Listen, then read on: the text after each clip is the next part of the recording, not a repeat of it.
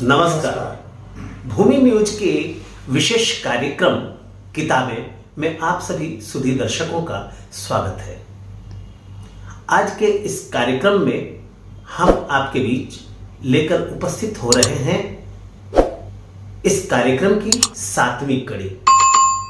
आज के दिन हम बात करेंगे एक विशेष पुस्तक जंगल का दावेदार के बारे में, जिसकी रचना महाश्वेता देवी ने की है। महाश्वेता देवी के बारे में जब हम चर्चा करते हैं, बातचीत करते हैं, तो हिंदी साहित्य और बांग्ला साहित्य के एक ऐसे हस्ताक्षर जिन्होंने जमीन से जुड़कर अपनी रचना को रचित किया। जी। और यही कारण है कि उनके रचना में जमीन की खुशबू जो है सो नजर आएगा। जी बिल्कुल। उनकी जितने भी रचना है उनको अगर हम पढ़ते हैं और देखते हैं तो लगता है वो खेत और खलिहान, जंगल और पहाड़, ये सारे चीजों के बारे में वो विस्तार से चर्चा करती। जी। इतना ही नहीं बल्कि वो जो पात्र कुछ भी चुनते हैं तो वो लगता है कि वो पात्र जो है एक ऐतिहासिक पृष्ठभूमि के तो रहते ही हैं, वो लगता है कि हमारे और आपके बीच से निकल कर सामने आ रहे। जी। तो महाश्वेता देवी की यही खूबसूरती है जिसके बारे में आज चर्चा हम कर रहे हैं। और हम समझते हैं कि महाश्वेता देवी साहित्य के आकाश के वो हस्ताक्षर हैं जो बहुत कम लोगों को इतना पुरस्कार भी मिला है और लोगों के अंदर इतना पढ़े जाने वाला साहित्य की रचना उन्होंने की है। जी बिल्कुल। और जब हम महाश्वेता की बात करते हैं तो महाश्वेता देवी और पलामू के बीच में बहुत गहरा संबंध है। जी। और जब हम पलामू की बात कर रहे हैं तो महाश्वेता देवी के साथ रामेश्वरम का भी नाम जुड़ जाता है। और साथ ही साथ जब जंगल का दावेदार जब उपन्यास की बात कर रहे हैं तो जंगल का दावेदार उपन्यास सबसे पहले 1975 में लिखा गया और यह पुस्तक बांग्ला में लिखा गया, जिसके हम कहते हैं अरण्यर अधिकार। और इतना ही नहीं, अगर गौर से देखिएगा आप तो महाश्वेता देवी ने, जिसको आप रामेश्वरम जी या पलामू के चर्चा किए हैं, तो उन्होंने पलामू को लघु भारत के रूप में बहुत जगह जो है सो अपनी रचना में लिखा। बिल्कुल सही कह रहे हैं, लघु भारत तो कह रहे हैं आप, लेकिन उनका जो शब्द है कि पलामू पूरे भारत का अणु रूप है। अगर हमें पूरे भारत का दर्शन करना है तो एक बार पलामू जरूर घूमना चाहिए।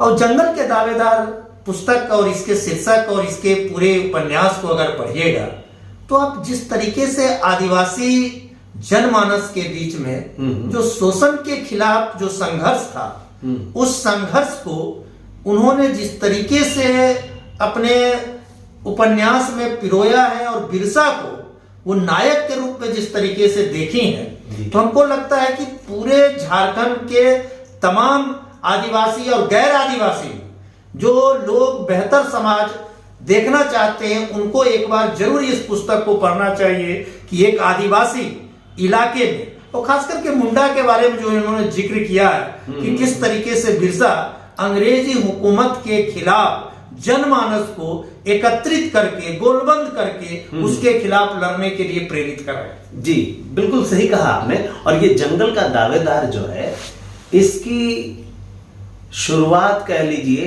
एक लाइन से जो है बीच में आता है, ये उपन्यास के बीच में, बेट बेगारी दीते मोरे मादे जारे लोगों जी ताड़ा पोरे कांदी आमी राते दिने। ये जो आदिवासी जंगल में रह रहे थे उनकी स्थिति को यह वर्णन करता है यह पंक्ति। और हिंदी का जब अनुवाद कर रहे थे तो इसको जस का तस बांग्ला में ही रख दिया गया। सही बात है।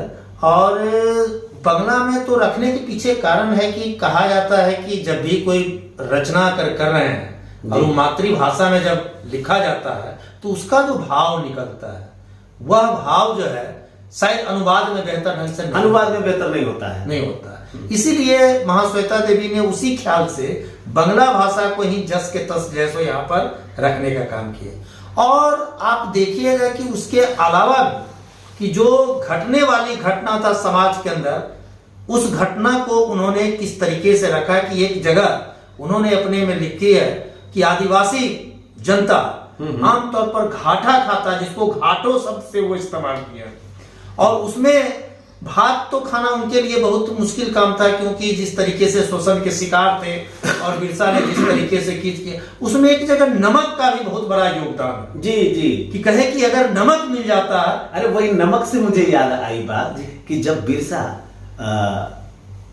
ये क्या कहलाता है चाईबासा के स्कूल में पढ़ रहा था, तो एक दिन वह बाजार घूमने की इच्छा जाहिर किया, और बाजार जब घूमा तो एक जगह ठिठक कर खड़ा हो गया बिरसा।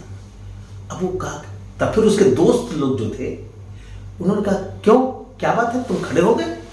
तो कहा कि ये तो नमक इतना दिख रहा है, मैं बड़ा होकर अपने माँ को बोरी बोरी भर के नमक दूंगा, नमक नहीं खाती है, इसीलिए वो पतली दुबली होती जा रही है। अब देखिए पढ़ाई का संबंध किस प्रकार से प्रेषित कर रहे हैं जी महाश्वेता देवी कि पढ़ लिख के तुम क्या करोगे, हैं?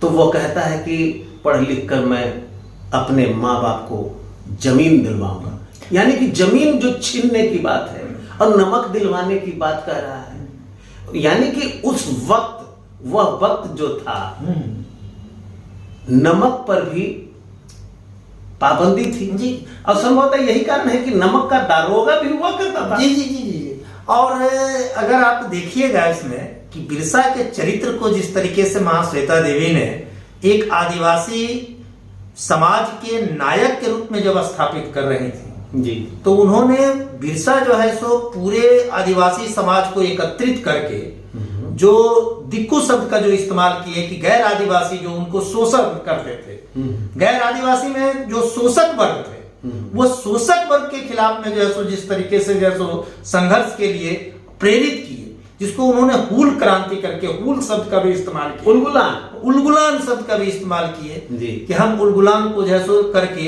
एक समाज को बेहतर बनाने का काम करें। तो हमको लगता है कि आदिवासी समाज को संगठित करके बेहतर समाज के लिए लड़ने की प्रवृत्ति जो बिरसा ने के चरित्र के रूप में महाश्वेता देवी ने दिए हैं, वो सिर्फ जंगल के दावेदार पुस्तक का सवाल नहीं है, वो आम आवाम आदिवासी और दबे कुचले लोगों के लिए प्रेरणा स्रोत है। और एक जो बच्चा है बिरसा जी, उसके मन में बराबर परिवर्तन की बात आती रहती है, और परिवर्तन की जब बात आती रहती है तो पढ़ाई से उसका रिश्ता खत्म हो जाता है, और पढ़ाई से जब रिश्ता खत्म होता है तब वो कहाँ आते हैं, सरदारों की लड़ाई में शामिल होने जी।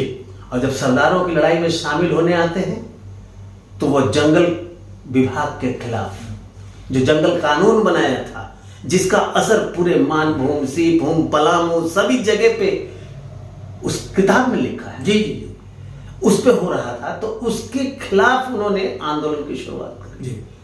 तब अब वो सोचते क्या है कि एक पात्र है आनंद पांडे, आनंद पांडे के पास जाता है बिरसा, तो बिरसा कहता है कि तू अब हमारा आदमी नहीं रहा, तू यहां से भाग जा, तू यहां से भाग जा। तो कहता है कि तेरा भगवान यही सिखाता है क्या, तेरा भगवान यही सिखाता है तो ले, तेरे भगवान से मेरा कोई नाता रिश्ता नहीं है, वहां जनेऊ तोड़ देता जी। अब जनेऊ तोड़, अब ये जो बात है महाश्वेता देवी किस रूप में लिख गई और कहीं से कोई बात नहीं उठी, यानी कि किसी भी क्रांतिकारी का चरित्र एक क्रम में आगे बढ़ता जाता है और उसके व्यक्तित्व का निर्माण होता है, और उस व्यक्तित्व के निर्माण के बाद बिरसा जो उभर कर सामने आते हैं तो शहादत तक उनके जीवन में आ जाती है, और इस उपन्यास में बिरसा के मृत्यु के बाद यह उपन्यास समाप्त हो जाता है।